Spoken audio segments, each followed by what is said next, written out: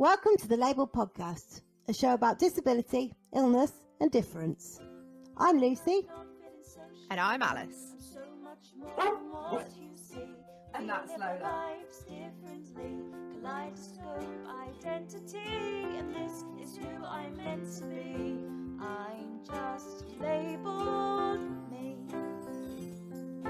I'm just labelled me.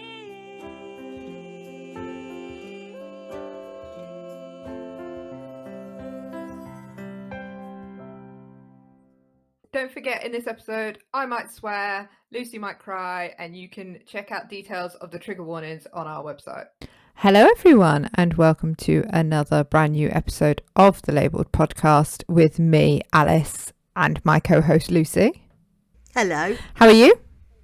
I'm all right, thank you. I'm very tired. I've had a very, very busy week this week.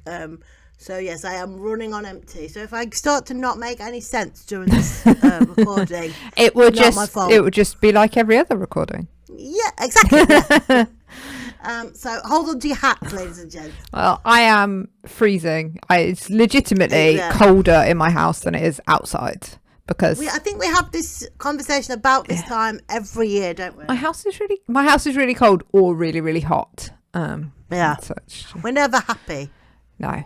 Do you know what I need? An air-conditioned, like temperature-controlled podcast studio.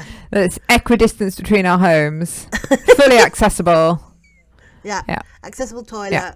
You know, kettle. Yeah, all of that stuff. Dog bed. Yeah. All the necessaries. Yeah. I'm manifesting it. If I put it out there in the universe, it might happen. We have a guest with us today. We do. Liam actually approached us quite a while ago now to talk about coming on the show. So we're really pleased that we could finally make that happen. Liam, would you like to introduce yourself to our listeners and tell them a little bit about yourself? Hello everyone, I'm Liam, and for the last 9 years I've been fighting a condition called Functional Neurological Disorder, and I'm now looking to raise awareness about my condition and want to share my story and hope it can help others who are struggling. Well, thank you for coming on. Thank you for joining us. Yeah. You told us it's your first podcast experience. Yes, it is. So thank you for having me, and I'm delighted to be a guest on your podcast. And like, this is my first time on a podcast, so yeah. Well, hopefully we won't put you off forever. We'll be gentle. Thank you for joining us, Liam. It's great to have you with us for the afternoon.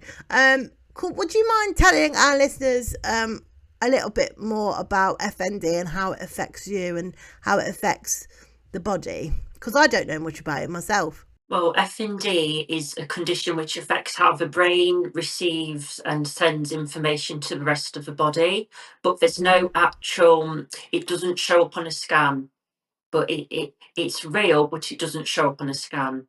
There's no actual magic medicine or cure to make FND go away. I think that's one of the things from the little bit I know from the work that I do, that quite often if you hear the phrase functional in something, it means we see what is happening, but we don't know why it's happening. There's no exact cause for it, and we don't know what causes it or how it happens. Right. And have you had these symptoms like all of your life, or did you just wake up one morning and you think, oh, this is new? Well, before FND I was happy and healthy. I had no problems. My symptoms first started at age 12. Mm-hmm. Then in 2016, when I was 13 years old, I started developing really severe FND symptoms. I became incontinent. I needed support to walk. My mind was just blank and I didn't know what was happening around me. My brain was just slowly shutting down. Wow. That must have been shocking for kind of your family, but also probably really kind of unsettling for you. Yeah, especially did you say 12? Well, in 2016 when I was 13. So 13. The mild symptoms started when I was 12, but then the severe FND developed when I was 13. Wow. Being 13 is hard enough as it is. I can't imagine sort of feeling. I mean, I guess it must have felt like you were maybe losing control of your body a bit. It did, and but my brain was shutting down on me, so I can't really remember the early Really? days. And Wow. even that life before F&D is a blur. I really struggled to Wow. for it. But what I can remember is, it sounds strange, but basically when I was in hospital, because after basically my symptoms got worse and worse and worse to the point where, and within a few days, I lost my ability to walk and talk. Wow. Then after that, I was rushed to hospital for testing, and they thought I had something called motor neuron disease. Mm-hmm. And then, so that's why they urgently got me in an ambulance, and I basically spent 4 months on the children's neurological unit. But at first, Wow. the doctors were baffled. Yeah. Because I suppose as well, you were saying before, Alice, the word functional. To the outside world, your body is working fine because you can still do things, but and doctors know that you are very, very poorly. It must have been like Alice was saying, very a frightening experience, I would imagine. Yeah, I had so many scans, tests, and other medical procedures, but everything came back normal. And all the brain scans, I must have had at least over 50 tests, my mum was telling me, altogether. Wow. But I was trying to rule out so many things. And I was actually filmed for medical research for universities around the world. Yeah. Wow. I think you talk to a lot of disabled people and they will tell you at some point in their life they've had. Yeah. Do you mind if we bring these students in to have a look at you and have a poke about and just have a look? I've been told my body's fascinating by medical students in the past. And you just think, really? Sounds like a terrible chat up line, doesn't it? Your body's fascinating. Yeah. So when do you think, Liam, the turning point was with your diagnosis that they went, aha, we've found it? Well, it was after 4 long months, and I was actually mislabeled quite a few times as other conditions such as autism and psychosis, which is really inappropriate. I can't believe they said that, but they thought I was trying to rule everything out. So do you think then that sort of what they were suggesting was that because they couldn't see a cause for what was happening, that it was perhaps related to to a mental health condition? And I don't want to say that you were making it up, but that those symptoms were coming about because of, if you're in psychosis, your reality is not the same as other people's reality, but actually, For months they said I had something called an unknown disorder, which didn't. Well, that's helpful. Yeah. Unknown disorder. Then after 4 months, they basically said that Liam has something called F&D, Functional Neurological Disorder. So that's how it came about. So how old were you when you got your 13. diagnosis? You were still 13, yeah. Right. Okay. Did it come as a relief or a shock? Was it sort of good to finally have something to label it, even if it is a label that doesn't give you any more kind of information or guidance, really, does it, if you don't have any? Yeah, well, like I said, at the time I didn't know what was happening, so I can't remember any of it. Right. But it was a relief for friends and family who, and apparently, you see, I had lots of visitors and get well soon cards as well. And because I had to leave school, it wasn't safe for me because of my deterioration, and they couldn't look after me anymore. But they did still come to visit me in hospital. That's nice. And then basically what happened next is a few weeks after the diagnosis, I was discharged because they said there's no cure and there's nothing more could be done. Yeah, there's no sort of treatment. It's just management, I guess. Yeah, but then we did get lots of support. We the paediatrician, neurologist, CAMS were involved, and they were really good. It's Child and Adolescent Mental Health Services, for anybody who doesn't know. Yeah.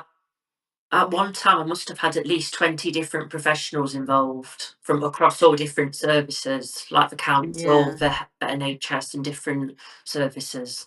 I guess that must have been a real, again, really life-changing for you, somebody who'd been born and lived kind of a non-disabled kind of healthy life, to just suddenly have all of these people in sort of intervening and getting involved. And I know sometimes it can be quite intrusive, really, having having that. But the next chapter of my story is even more horrendous and difficult. Oh dear. So we've got through the early days. So that was season 1. Let's talk about season, or should I say part 2 of So basically after that, when a few weeks after I was discharged, my body was deteriorating again. I lost the ability to sit up.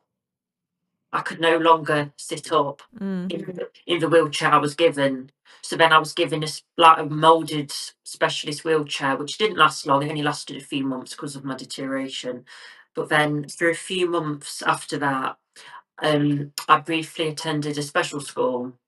Right. But they did not know how to look after me or support me because they had never come across someone like me before who had FND. And at times, I would hear whispering saying pretending, attention seeking, and it's mental health. All that language is completely unacceptable and unforgivable. That's really distressing to hear. I'm really sorry that happened to you. And back then I wasn't able to talk, but I could hear what was happening. Oh God, that's awful. Can't even speak up for yourself. So I would never. Like I said, I'm a completely different person now. But I would never.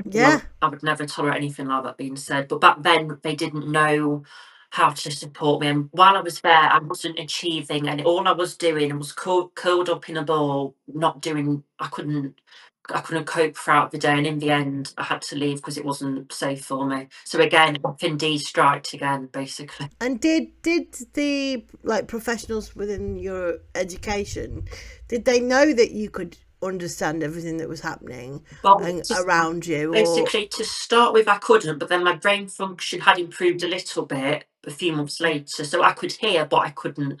But nobody knew back then. Yeah, and you couldn't vocalize, so you weren't able to. Right. Yeah, it's non-verbal, but I could. I never lost the hearing. No. Or my sight. One time, somebody thought I was blind because I couldn't. I wasn't able to. Apparently, during the early days of FND, I even used to chew objects. I know. Really. That's how bad it got, and my brain, like I said, it was just slowly shutting down, and Then after the school I was at, they didn't know how to look after me or support me. So in the end, like I said, I had to leave because my body was just getting worse and worse, and I couldn't cope throughout the day. And but so then after that, like I said, my body was still getting worse, and I was actually diagnosed with something called catatonia and dystonia, which you might have heard of. Yeah, I've heard of dystonia. Yeah, and basically what catatonia means is where your body can become in like a state, and it's like I was awake but I wasn't. Right. My body was just and with dystonia it can cause your body to become stiff and in different like abnormal positions what your body wouldn't normally be able to get itself into. It's sort of unresponsive, isn't it? So your body won't respond to what you're trying to get it to do, or I think catatonia is when it's like you say, it's almost as if you're not kind of moving or speaking or sort of there, but obviously you are. Yeah, and even again, I still face misunderstanding because the physio team said, well, there's nothing wrong with him. We can't see anything wrong with him.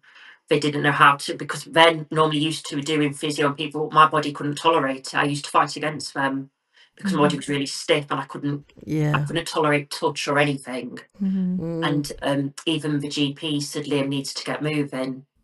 What was your processing like then? Were you kind of, because I know obviously you said in those early days you don't really have much memory, but do you remember this? Were you kind of able to kind of recognise it and remember it at the a few months later? I can like I said, my brain function had improved a bit, so I could slowly understand what was being said. Thank goodness, and I could my brain slowly, I could hear things, but I couldn't respond to it being said. And then another misunderstanding I faced is that they thought the reason for getting FND is because of mental health when it wasn't. Right. Because I was fine before FND. I had no issues. Nothing major caused it. To this day, we still don't know what caused the FND. It just happened. You hear that with a lot of chronic illnesses like fibromyalgia. People will say, Yeah. you know, oh, it's related to people's mental health. Yeah. I think like you said, Alice, it's like a blanket thing. If they don't know, they'll slap the label of mental health on things, because if they don't know, And the problem with that is that what it does is like it points the like blame on yeah, the person who person. who's, you know, you and I who have lived all our lives with our disabilities know how difficult it is to be in a body that you can't necessarily control, to then be told that you can not only control this, but that it's in your head, and your head is making, you know, you like this. Not even Yeah, it's my head that's making my not legs even your not kind work. of, you know, recognizing that it's physiologically your brain, that it's your mind. It makes Yeah. it seem almost intentional. It makes it seem like you can control this, you're deciding to be like this, and that's awful when you're already probably feeling so powerless and so afraid, you know, that this is happening.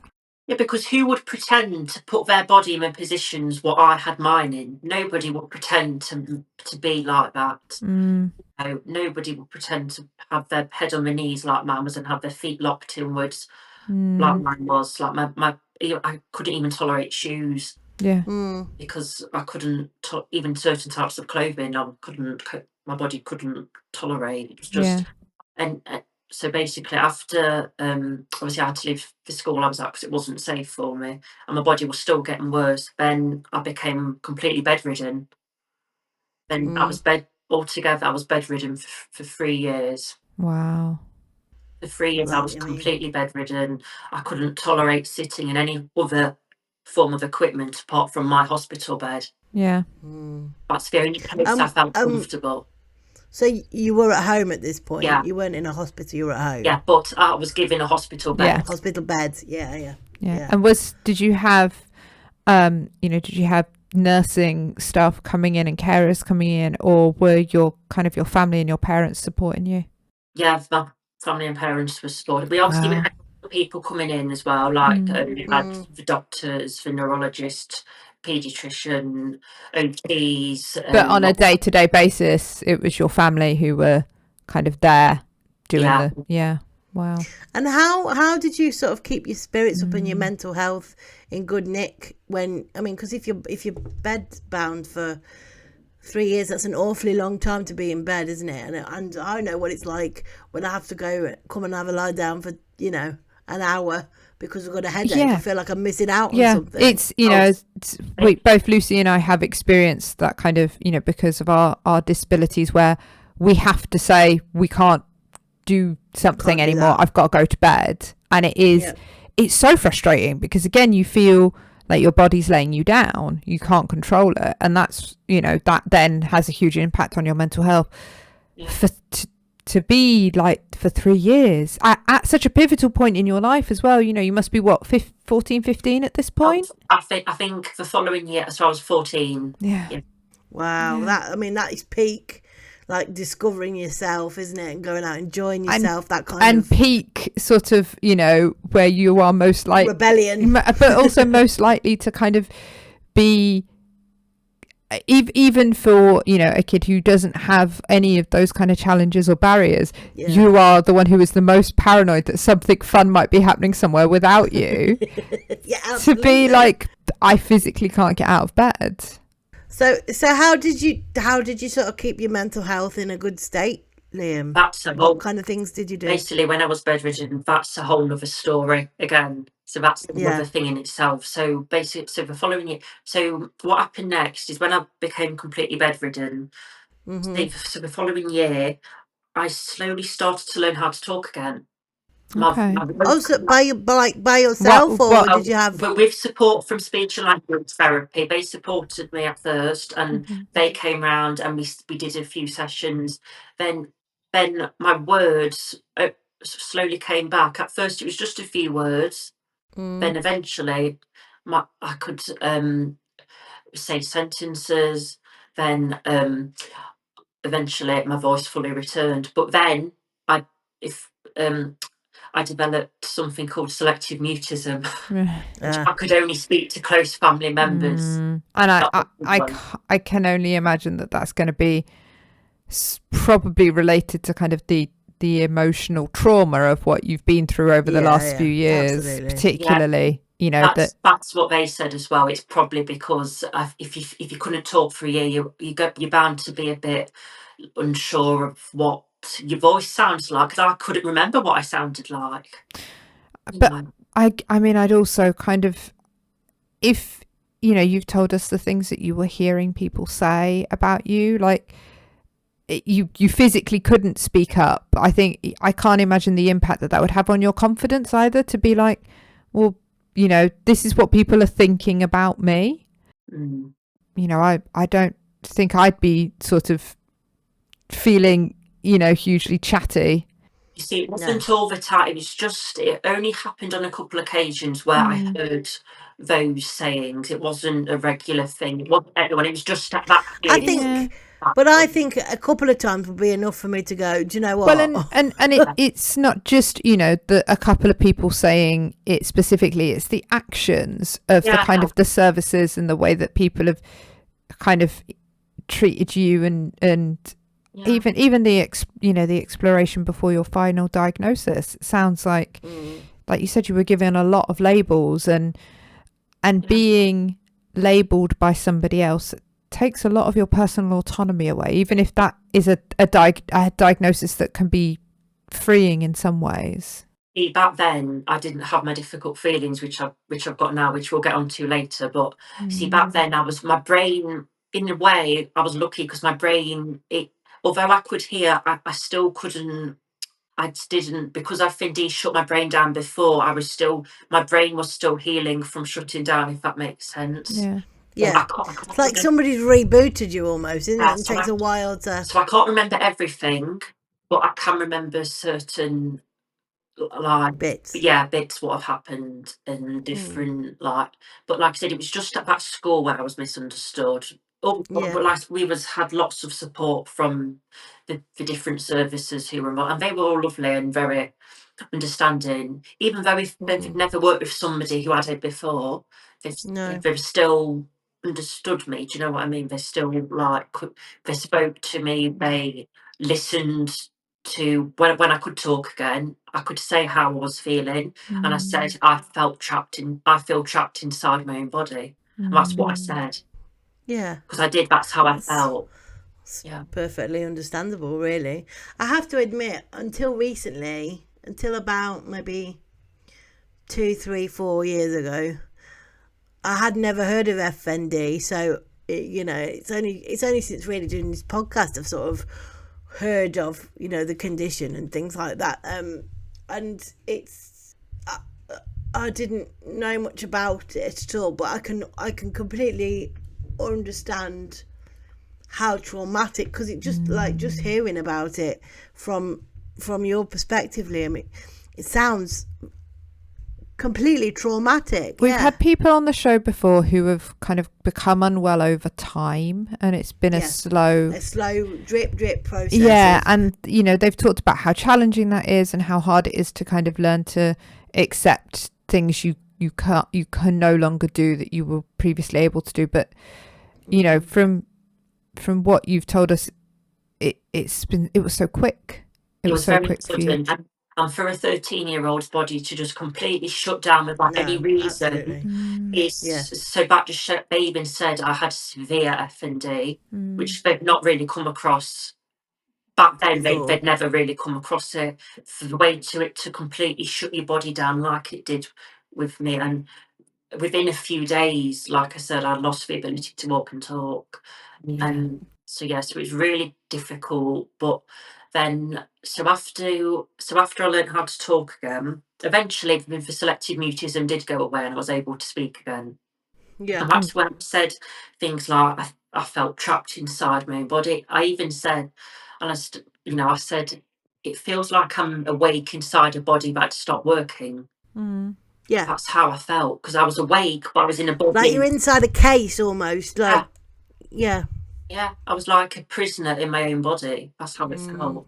Like, being housebound for 3 years, the outside world kept on moving, but I was stuck inside my bed and trapped inside my own home, you know. That's what FND does to you. And just because you can't see it, it doesn't mean it's not there. Yeah. You know, it's a very real condition which needs more awareness and understanding.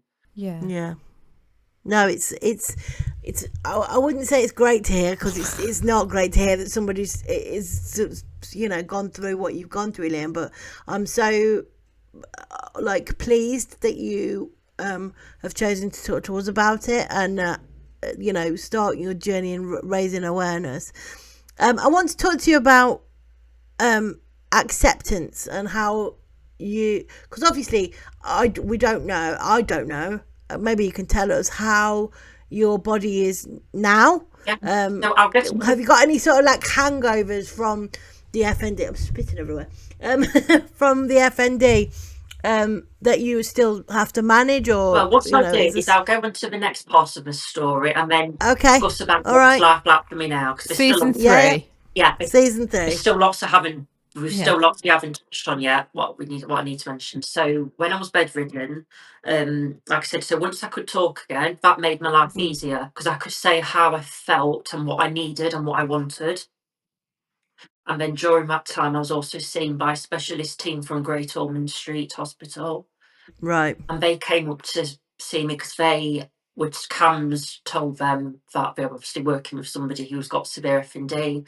They didn't know really how to support me, because they'd never worked with anybody who had it to the extent what I had it. So that's why Great Ormond Street came up, and they were really, really understanding and really friendly. And their idea was to come up with something called a progress chart. And that basically was, so if my body did something like move a finger or move my arm a little bit, I would get a point, and that would be one step closer for me achieving my dream. Now let me get on to the bit where what 2 special things helped me when I was poorly, when I was bedridden. I formed a special bond with 2 things, and they are that is or was London and ITV's Loose Women. And basically, I can't remember how I formed a special bond with London, but I think I just saw it on my TV and thought, oh, I'd love to visit there one day, because I'd never been, and it looked really amazing and all the things what I wanted to do, but I couldn't because I was bedridden. Yeah. With Loose Women, Mum just put it on one day, and I just enjoyed watching it. Then watching Loose became part of my routine. Great. Then eventually after that, after 3 long years, my physical symptoms started to improve. I slowly started to learn how to move my arms again. Wonderful. It was the biggest achievement, because I couldn't move any part of my body. I couldn't do anything for myself. So just moving an arm a little bit felt really, oh, I've got some movement. I can, and that slowly the dystonia went away a little bit, and I was still there, but my body was still stiff, but not as fixed or locked as it was before. Yeah.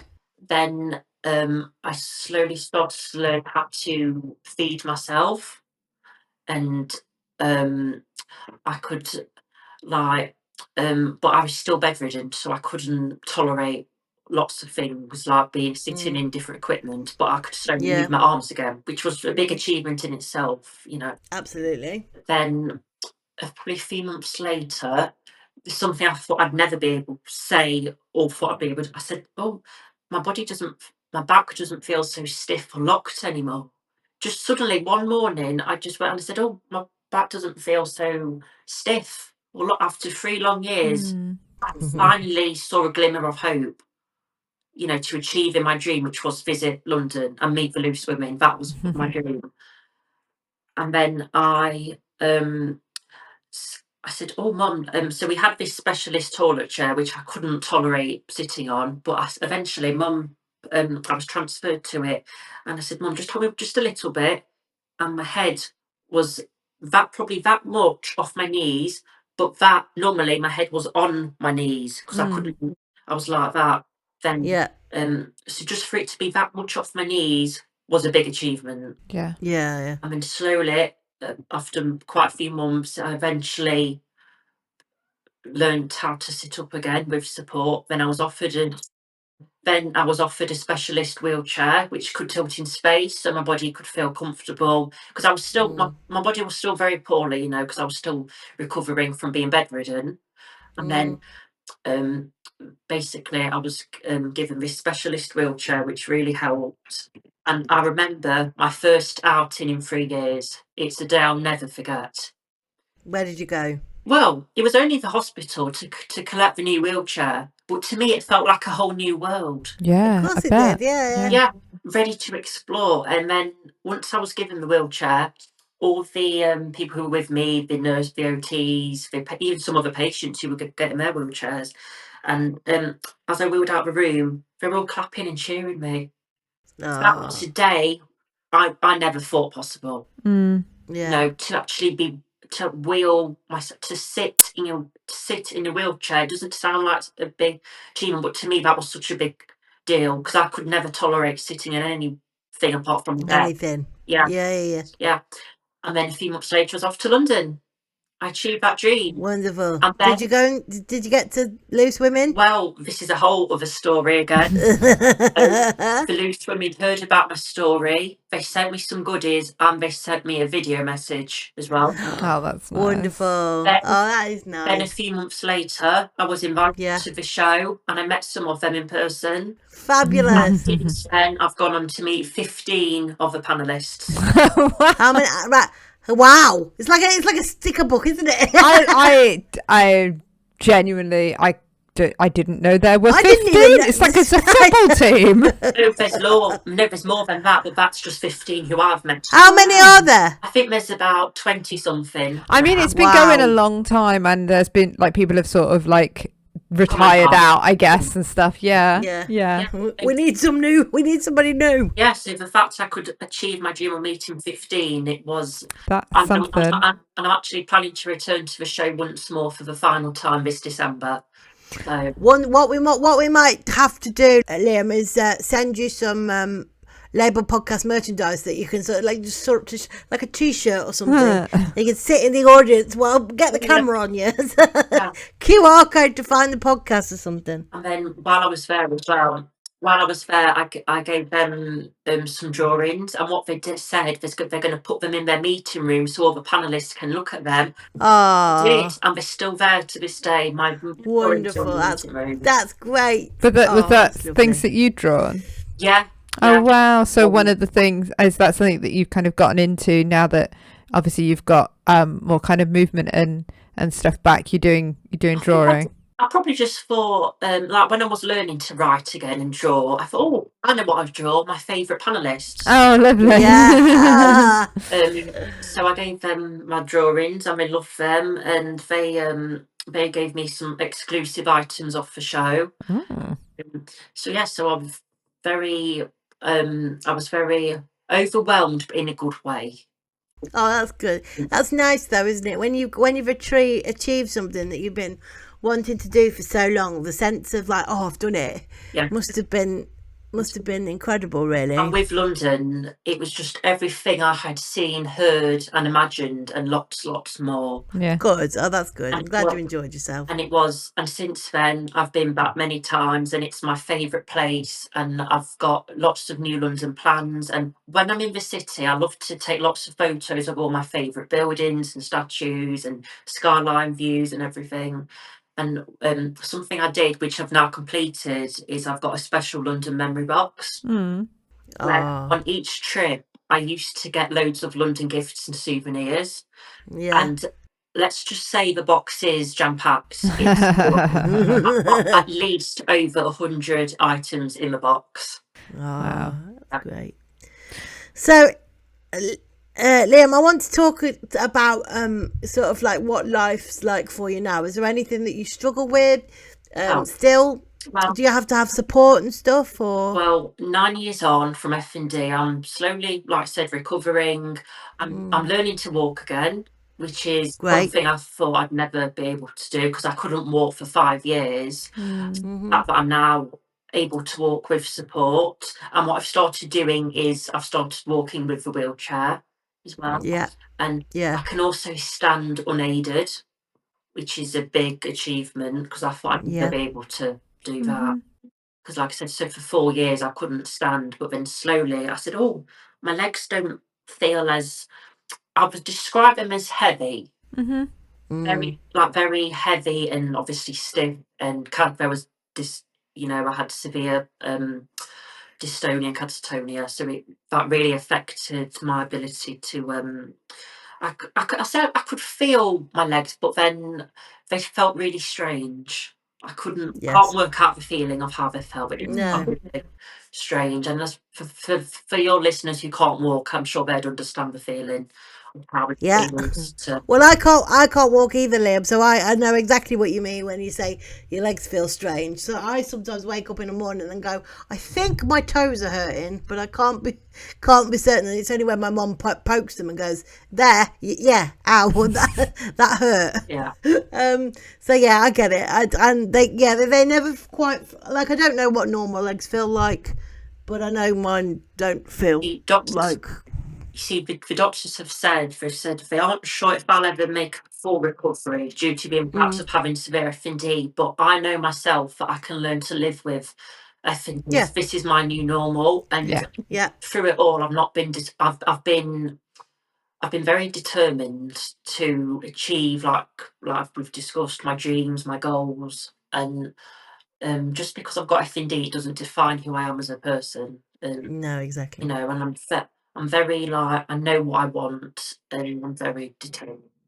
So what's next on your list of Well, things to accomplish? what's next for me now is to go abroad. Oh. Oh. That's something I've not been able to do, obviously, because of F&D. Yeah. I would like to visit Cyprus because I've got Cypriot heritage, and it's where my favourite food comes from.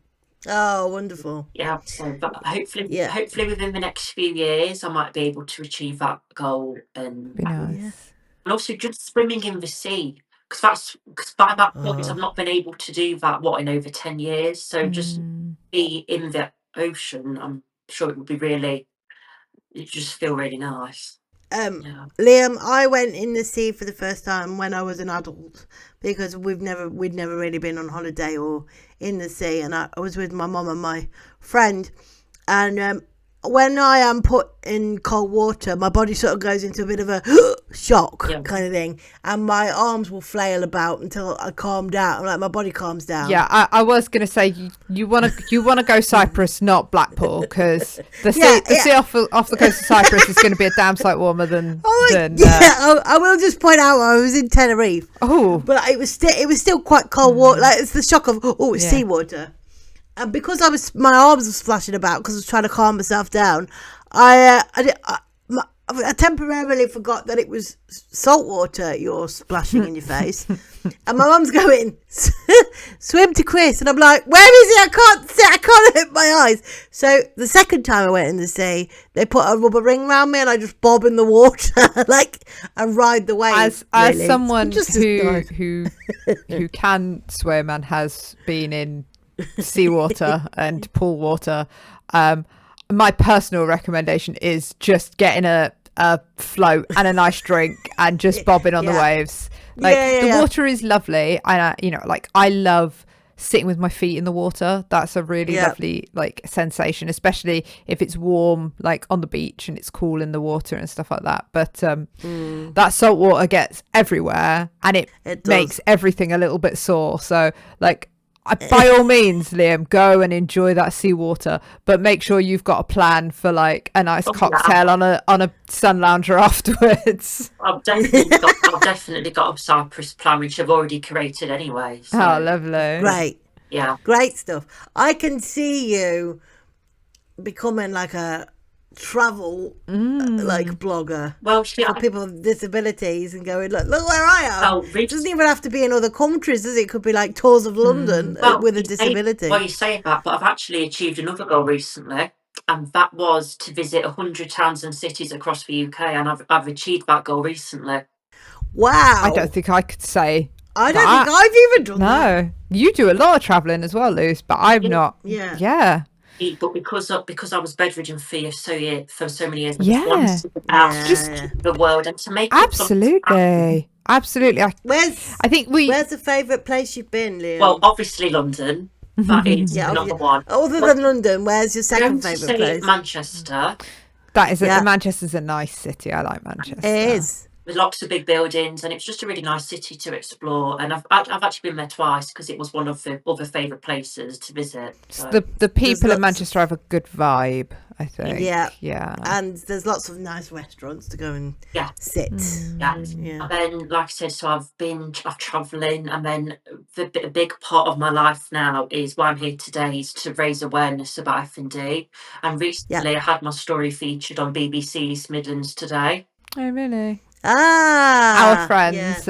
Our So friends. my story featured there, and I've also had my story featured on lots of different websites, and I'm just trying to spread the word about FND and show the life-changing impact it can have, and hopefully by sharing my story it will help others to give them hope and to create more of an understanding about what FND is and how it affects you. Can I ask, Liam, what's your your relationship with FND now? What are your feelings about this, the condition that you have and how it's impacted you? Is it something that you think has, helped you to... I'm going to say it was horrendous to start with, obviously, but such a condition can do such a thing to your body without any explanation. So obviously for it to completely shut my body down, it's just like, what on earth why did that happen? How could it have happened? There's no reason why it happened, but it did. And I've just got to now learn to live with I call it the aftermath of having severe FND. It's also left me with other issues, like I sometimes get difficult feelings and emotions, but that's probably understandable.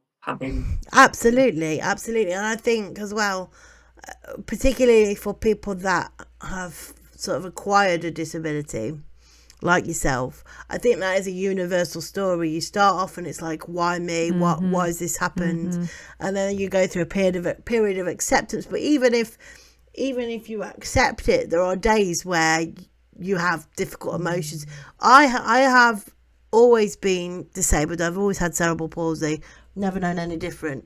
But just because I've never known any different doesn't mean to say that I am immune to the difficult days and the difficult feelings I have around my disability. It's not all like sunshine and rainbows, and it's not always easy. And I think Alice would say the same. I think that, So for context, Liam, I'm visually impaired. I have a condition that deteriorates over time. So I was first diagnosed when I was 6, but I had fairly normal vision right up until kind of secondary school, and it sort of has been deteriorating steadily over the last 15 years, but I've still got a decent amount of like usable vision, but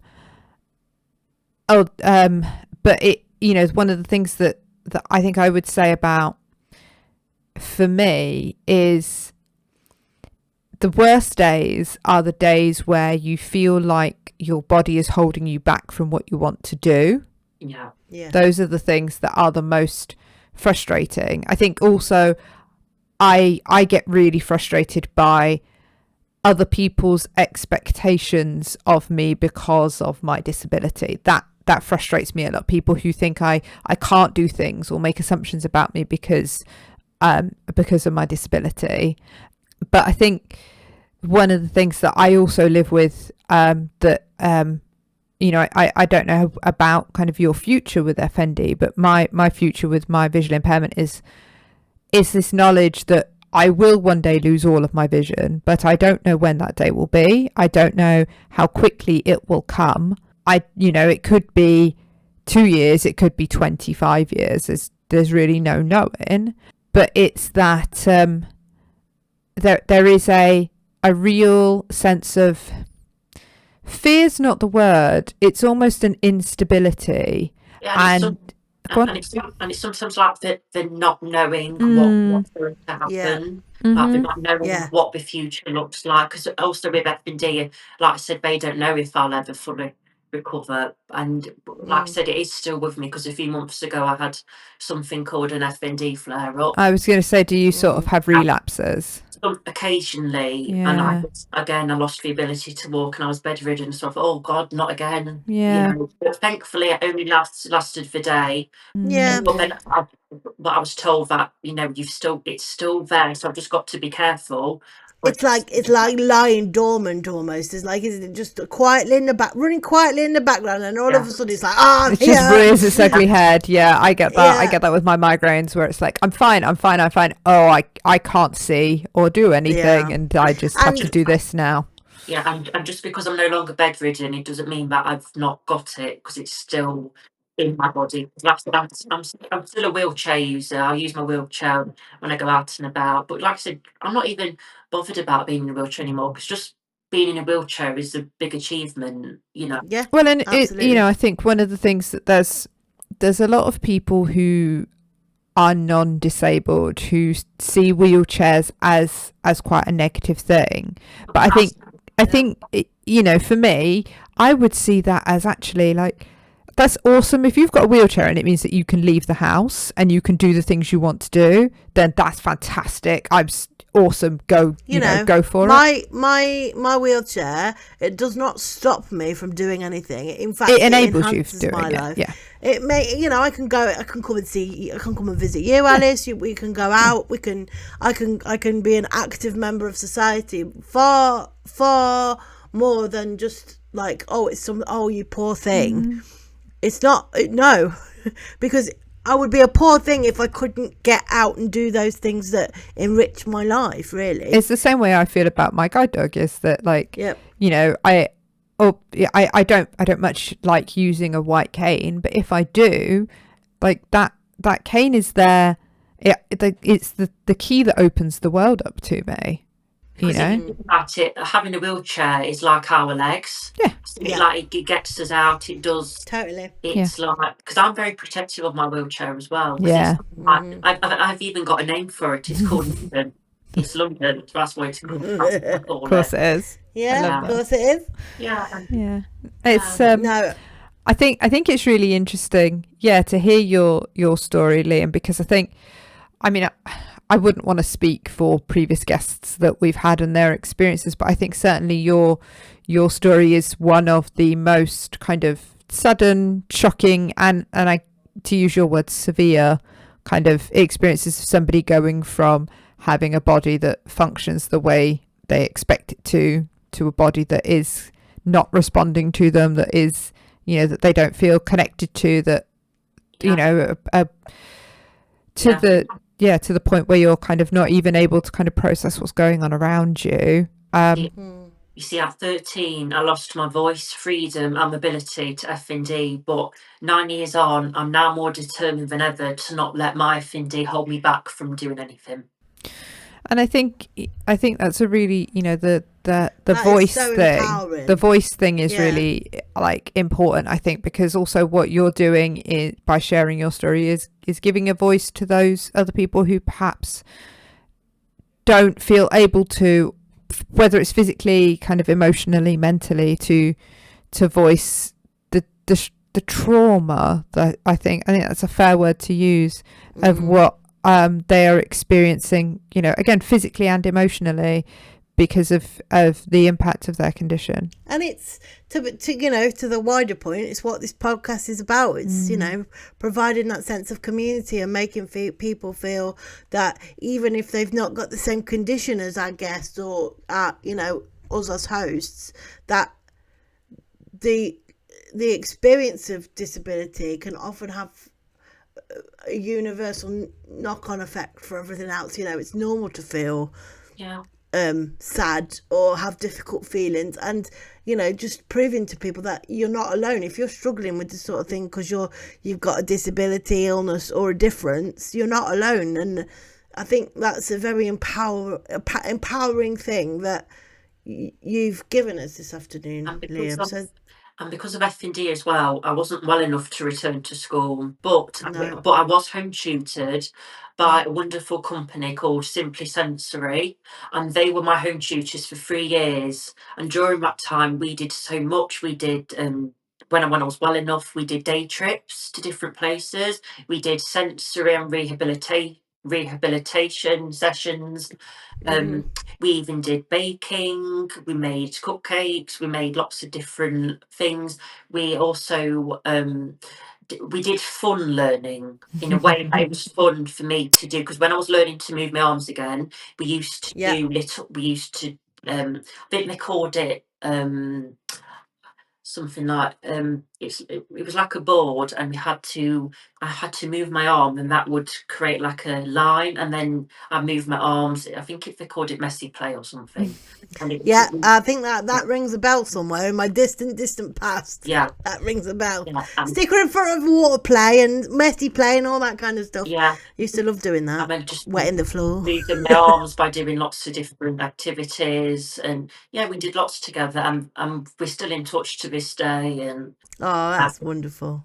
So I had a good experience with the home tutoring. Not so obviously the first school I had to leave. So both schools, obviously the school environment was never going to be suitable for me with F&D, because the first one I had to leave because it wasn't safe. Even the special school I had to leave because it wasn't safe for me. So in the end, like I said, I just couldn't cope throughout the day, and my body just couldn't tolerate it. So it's a good thing about home tutoring, because we had a lot of good times together. And great. Yeah. Liam, thank you so much for spending this time with us today to talk to us about your FND journey. Where can people find you online and sort of get in contact with you and all that kind of jazz? Well, I'm on Instagram. I've got my Instagram account. It's called Liam Loves London. And on there I share about my FND journey, all my adventures, and lots more. Great stuff. We'll make sure that we include that in your show notes and stuff, so people can find you online and maybe join in the journey as well. Thank you, Liam. And I've got one last message. Go on.